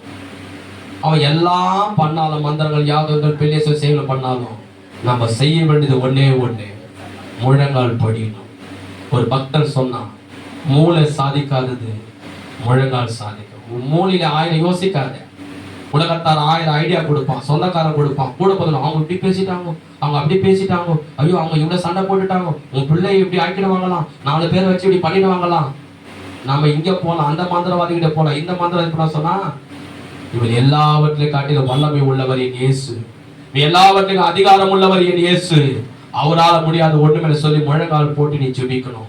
2ஆகமம் 23ஆம் அதிகாரம் 23 இருக்கிறது. யாக்கோபுக்கு விரோதமான மந்திரவாதம் இல்லை, இஸ்ரவேலுக்கு விரோதமான எந்த விதமான மந்திரங்களும் செய்வனும் யாகங்களும் என்னைய குடும்பத்து பிள்ளைய பலிக்காது ஒண்ணுமே செய்யணும். யாவன் செய்யறானோ அவனும் அது தாக்கும். ஏன்னா அவைகளை காட்டிலே தேவன் என் இயேசு வல்லவர், அவர் பெரியவர். நல்ல வார்த்தை அது. வேத சொல்கிறது, யோவான் 1 யோவான் 4:4 சொல்லப்படுகிறது, உலகத்திலே இருப்பனை காட்டிலும் நமக்குள் இருக்கிற இயேசு பெரியவர். கையை தட்டி கர்த்தரை மகிமைப்படுத்துவோம்.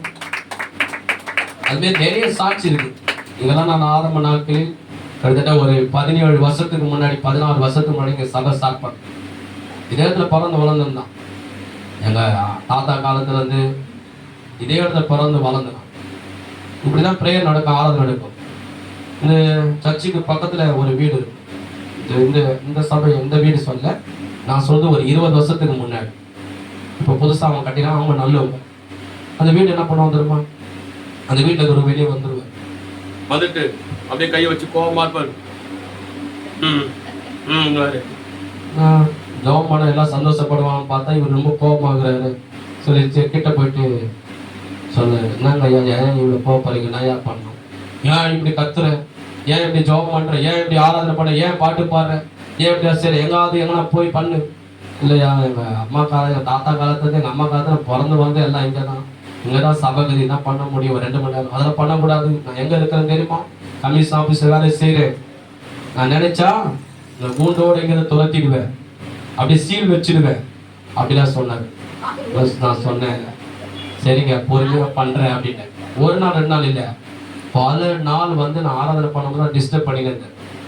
நான் சொன்னேன், ஆண்டவரே முழங்கால் போடுத்தேன், சர்ச்சு உள்ள வருவேன், ப்ரேயரில் உள்ள வந்த உடனே உள்ள ஒரு பேப்பர் 2 3 பேப்பர் இருக்குது. பேப்பர் எடுத்து பார்த்தா ஒன்றுல குங்குங்குது, ஒன்றுல மஞ்சாகுது, ஒரு எலுமிச்சை பழங்குது. இது உண்மையாக நடந்தது, 20 வருஷத்துக்கு எலுமிச்சை பழங்குது. என்ன இது அப்படின்னு பார்த்தா அந்த குங்குமத்தை அப்படியே லைனாக அப்படி பார்த்துக்கினே போனால் இந்த அப்படியே துளி துளியாக இருக்கும்ல, அந்த துளி துளியாக பார்த்துக்கணும் இந்த ஜன்னல் வழியாக வந்தது. அப்போ புரிஞ்சுக்கணும், ஓ ஏதோ ஒன்று பண்ணி அவரு உள்ள போட்டுருக்கிறார். நான் முழங்கால் பிடிச்சோம், ஆண்டவரே நான் வீட்டில் டயர்டாக வந்தேன், நல்ல காலம் எலுமிச்சை பழம் கொடுத்தேன், சோத்திரம் சொல்லி அதை பிழிஞ்சு கிளாஸில் போட்டு நல்லா தண்ணி எடுத்து குடிச்சிட்டு ஜெபம் பண்ணேன். அவரை நீ ஒன்றுமே பண்ணாத, நான் இருக்குது அவருக்கு டிஸ்டர்ப் ஆகுது, அதனால் அவர் இங்கேருந்து கொஞ்சம் தூரமாக அமைச்சிட்டு அது ஒன்று போதும் ஏசப்பா சொல்லி ஜெபம் பண்ணேன். அப்புறம் அவங்க குடும்பத்தில் ஒரு பெரிய பிரச்சனை வந்துச்சு, பெரிய போலீஸ் கேஸ் ஆயிடுச்சு. பெரிய போலீஸ் கேஸ் ஆகி அந்த கேஸில் அவங்க அண்ணன் ஜெயிச்சிட்டாரு, அவர் தம்பி ஜெயிச்சிட்டாரு. நேராக வந்தார், டேய் நீ வீட்டை விட்டு வெளியே போகலன்னா உன் வீட்டை சீல் வச்சிருவேன், போலீஸில் கொண்டு போயிட்டு உன்னை லட்டியில் தட்டிடுவேன், நீ போறியா இப்போ ஜெயிலுக்கு போறியாங்க. அவர் நான் சொன்னார், நான் கண்டிப்பாக நான் வீட்டை விட்டு போயிடுறேன்னு சொல்லி அவர் அந்த வீட்டை விட்டே போயிட்டார். கைகள் தட்டி கத்தரை மகிமைப்படுத்துவோம். அவர் என்னை விட்டு ஓட சொன்னார், அவர் போயிட்டாரு. என்ன சீல் வச்சிருவேன்னாரு, அவர் வீட்டுக்கு சீல் வச்சிட்டார். என்ன கூட்டிடுவேன்னு சொன்னாரு, அவரு போயிட்டாரு. என்ன ஓட சொன்னாரு காணாம, அவரு காணாம போயிட்டார். நல்லா கைகள் தட்டி கத்தரை மகிமைப்படுத்துவோமா. நான் ஒண்ணுமே பண்ண மாட்டேன், திட்டுறியா, கோவப்படுறியா, ஆத்திரம் பறியா, எதா சொல்றியா, நான் உன்னை ஒண்ணுமே சொல்ல மாட்டேன். நம்ம பண்ணுவேன், முழங்கால் போடுவேன், உபவாசம் எது ஜெபிப்பேன். என் தேவன் யுத்தம் பண்ணுவாரு, அவர் எனக்காக நீதி செய்வாரு, அவரை எனக்காக வழக்காடுவாரு. அவர் சொல்லிருக்கிறார், நீ சும்மா இரு, உனக்காக நான் யுத்தம் பண்றேன். எப்படி பண்ணணுமோ அவருக்கு தெரியும், எப்படி அவங்கள வந்து கச்சிதமா முடிக்கணும்னு தேவனுக்கு தெரியும். நம்ம இறங்கி பண்றதை காட்டில அவர் பண்ணாருன்னா கரெக்டா பண்ணுவார். நம்ம பண்ணா பெரிய பிரச்சனை முடிஞ்சிடும், அவர் பண்ணாருன்னா கரெக்டா பண்ணுவார். நமக்கும் எந்த பிரச்சனையும் இருக்காது. அல்லேலூயா. அதை நான் சொன்ன, ஆண்டவரே நான் இங்க இருக்கிறதுனால ஒரு டிஸ்டர்பா இருக்குதான், அதனால கொஞ்சம் அவரை இங்கிருந்து அமுச்சு விட ஆண்டவரே சொன்னேன். அவரை கூண்டோடு இங்கிருந்து அமுச்சு விட்டார். அவர் என்ன சொன்னாங்க, நீ எத்தனை வருஷமா இங்க இருக்கிற? ஐயா நான் ஒரு 15 வருஷமா இருக்கிறேன். நான் எத்தனை 50 வருஷமா அதுல இருந்து இருக்கிறேன். நான் என்ன அப்படின்னாரு. நான் சொன்னேன், ஆண்டு சமூகம் ஜெபிச்சேன், கமிஷன் ஆபீஸ்ல வேலை செய்யறான். நான் நினைச்சேன் என்னதான் பண்ண முடியினாரு, உன் கமிஷன் ஆபீஸை காட்டிலும் கடவுள் என் கூட இருக்கிறாரு, நீ என்ன தலைமுடிய கூட ஒண்ணுமே பண்ண முடியாதுன்னு அவர் துணியை காண துண்டை காண போயிட்டேன். இது பேர் ஒரு சாட்சி இல்லைங்க, பெரிய சாட்சி சொல்லு. அது மாதிரி எந்த விதமான மந்திரவாதங்களோ செய்வினங்களோ யாகங்களோ பிள்ளைய சொல்ல குறி சொல்றோம் ஒண்ணுமே தேவனுடைய பிள்ளைகளே பண்ண முடியாது, தலைமுடிய கூட. ஆனா ஒண்ணு சொல்றேன், அன்பா சொல்றேன், நீ இடம் கொடுக்கூடாது. யாரோ சொந்தக்காரங்க பணம் கொடுக்கறாங்க, பொருள் கொடுக்கறாங்க, ஏதோ ஒண்ணு பொருள் வாங்கி தராங்கன்னு நீ போயிடக்கூடாது. அப்படி நீ விட்டு விலகி போனா தேவன் உன்னிட்டு விலகுவாரு, விசுவாசம் உன்னை ஆபத்துல கொண்டு வருவான். அதையே நான் சொல்லிட்டேன், அதை நீ ஞாபகம் வைத்துக்கணும். நான் சொன்னதே ஒரு உதாரணம், கோய் தன் குஞ்சுகளை பறிக்குது. அந்த குஞ்சுங்க வந்து கோய் குஞ்சுகள் வந்து கோய்கிட்ட இருக்கிற வரைக்கும் லைஸ் போட்ல உக்கார காக்கா தூக்க முடியாது. அந்த கோய்கிட்ட பெரிய பெரிய கத்தியெல்லாம் கிடையாது, அதை சின்ன வாயை வச்சு எப்படின்னா காக்காவை குத்தி மோதி குஞ்சுகளை காப்பாற்றும். ஆனா குஞ்சுகள்லாம் நீலாம் வேணாம், நான் தனியா போய் சாப்பிட்டுக்கிறேன்னு சொல்லி தனியா போனாருன்னா காக்கா பாப்பாரு, தனியா சாப்பிடுறியா அழக்கா நான் பண்ணுவாரு, வாயில தீக்கின்னு போயிட்டு அவரு அன்னைக்கு சிக்கன் கறி தான், சிக்கன் 65 தான் காக்கா. புரியுதா? அந்த கோய் என்பது யாரு? அதுதான் தேவன். அந்த குஞ்சுகள் என்பது யாரு? நீ என்ன ஆகும்? மேல இருந்து பாக்குற அந்த காக்கா யாரு? சாத்தான் அவனை கவனிச்சுக்கினே இருப்பான். கடவுள்கிட்ட நீ போறியா, நல்லா இருக்கிறியா, உன் குடும்பம் நல்லா இருக்குதா, உன் பிள்ளைங்க நல்லா இருக்குதா, உன்னை நோட் பண்ணினே பார்த்துட்டு இருப்பான். நீ யார் மூலியமா, மனிதர் மூலியமா உன்னை ஏவி விட்டு வா, இங்க போலாம், வா அங்கே போலாம், உனக்கு பிரச்சனையாகுது, எவ்வளவு ஹாஸ்பிட்டல் போற சரியாகல, எவ்வளவு பேர் பாக்குற, உன் பிள்ளை பாரு எப்படி இருக்குது, உன் கணவர் பாரு எப்படி இருக்கிறான், உன் மருமகனை பாரு எப்படி இருக்குது, உன் குழந்தை பாரு எப்படி இருக்குது, வா மந்திரம் பண்ணலாம், வா குறி கட்டு வரலாம், இது சென்று வரலாம் சொல்லி நீ கைரேகை கூட சரி, ஜோசியம் பாக்குறது கூட சரி, தெளிவா சொல்றேன். நல்ல கவனிங்க. அவங்களுக்கு நான் சொல்லல, ஜோசியம் பாக்குற குறி கேட்கணும்னு சொல்லல, உங்களுக்கு சொல்ற. எந்த காரணத்தோட இப்ப இல்ல, எப்பவுமே நீ சாகுற வரைக்கும், ஏசப்பா வர வரைக்கும் ஒருபோதும் இடம் கொடுக்க கூடாது. தேவனும் கூட இருக்கிற வரைக்கும் எந்த குறி சொல்ற உன்னை எதுவும் பழிக்க. நீ ஜோம் பண்ணா அவைகள்லாம் அழிஞ்சு போகும், ஆனா நீ இடம் கொடுக்க கூடாது. ஒரு ஆமே சொல்லுவோமா? அப்படி யாராவது இடம் கொடுத்து வாழ்ந்திருந்தா ஆண்டவத்துல மன்னிப்பிக்க. ஆண்டவரை போல மன்னிக்கிற தேவன் யாருமே இல்லை. தீங்குக்கு மனஸ்தாபப்படுகிற தேவன். தன் பிள்ளைக்கு தீமை செய்யணும் அவர் ஒருபோது கண்டுகளும் நினைக்க மாட்டார், துக்கப்படுவார். என் பிள்ளை இப்படி செய்தேன்னு துக்கப்படுவார். சாத்தான் தான் சிரிப்பான், பாரு உன் பிள்ளை பத்தியா, என் ஆட்களோட சேர்ந்து போறான் பாரு குறி கேட்க, என் ஆட்களோட சேர்ந்து மந்திரவாதம் கேட்க போறான். உன் ஊழியக்காரனை தேடி போனானா எத்தனை சபை வச்சிருக்கிற, எத்தனை ஊழியக்காரனை வச்சிருக்கிற, போய் ஜெபம் பண்ண போனானா ஒரு ஆபத்து வந்தவனு யாரை கேட்க போறான், ஏன் ஆட்களை தேடிட்டு போறான்னு சாத்தான் சிரிப்பான். ஆண்டவர் துக்கப்படுவார்.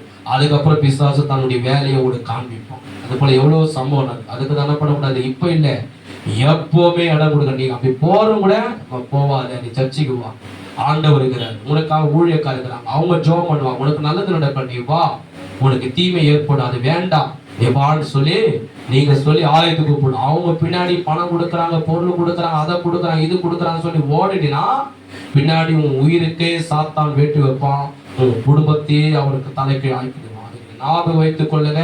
அன்பா சொல்ற, தாழ்மையா சொல்ற, ஆண்டவத்துல மன்னிப்பு கேளுங்க. ஜெபம் பண்ணும் போதே, ஆண்டவரே நான் அப்படி போயிருந்தா, நான் இடம் கொடுத்திருந்தா, நான் பார்த்திருந்தா, என்ன கைரேகை பார்த்திருந்தா, குறி கேட்க போயிருந்தா, சும்மா நீட்டிருந்தா, இல்ல அவங்க கூட போயிருந்தா, என்ன மன்னிச்சிடுங்கப்பா, இனிமேல் நான் அப்படி செய்ய மாட்டேன், இனிமேல் நான் அப்படி போக மாட்டேன், இனிமேல் நான் அப்படி கேட்க மாட்டேன், என்னை மன்னிச்சிடுங்க. உங்களை துக்கப்படுத்திட்டேன், உங்களை வேதனைப்படுத்திட்டேன், உன்னை கஷ்டப்படுத்திட்டேன், நீ என் தகப்பன் ஆண்டவரே, என்னை நேசிக்கிறவரப்பா, எனக்கு எவ்வளவு நன்மை செய்திருக்கிறேன், நான் அதை தெரியாம பண்ணிட்டேன், என்னை மன்னிச்சிடுங்க. நீங்க ஊழியக்காரர் மூலியமா என்கிட்ட நீங்க பேசி இருக்கிறீங்க ஆண்டவரே, நீங்களே பேசுனீங்கப்பா, என்னை மன்னிச்சிடுங்க சொன்னா ஏசப்பா என்ன சொல்வார்? வேதம் சொல்லுகிறது, தன் பாவங்களை அறிக்க செய்து விட்டு விடுகிறவன் தேவனிடத்தில் இரக்கம் வருவான். ஆனா அதை மறைச்சி மறைச்சி மறைச்சி நீ வாழ்ந்தினா, வேதம் சொல்கிறது அவன் வாழ்வடைய மாட்டான், நல்ல வாழ முடியாது, சாத்தான் ஒரு அழைப்பான். விட்டுடணும். அவர் செய்யாத யாரும் இல்லை. ஏசப்பா ஸ்திரியை பார்த்து சொன்னார், இனியும் கேடானது ஒன்று உனக்கு வராது, நீ பாவம் செய்யாது. எல்லாரும் பாவம் செய்ய, ஆனா மனம் திருப்பு, அதை நீ விட்டுடு. இனிமேல் இருக்கிற கொஞ்ச நாட்களாவது நீ ஆண்டவருக்காக உண்மையாக, உத்தவமாக, பரிசுத்தமாக அவருடைய வார்த்தையை கீழ்ப்படி நீ வாய். உன் நாட்களை கர்த்தர் ஆசீர்வதிப்பார், உன் குடும்பத்தை கர்த்தர் ஆசீர்வதிப்பார், உன் பிள்ளைகளை கர்த்தர் ஆசீர்வதிப்பார். நல்ல கைகளை கர்த்தரை மகிமைப்படுத்துவோம்.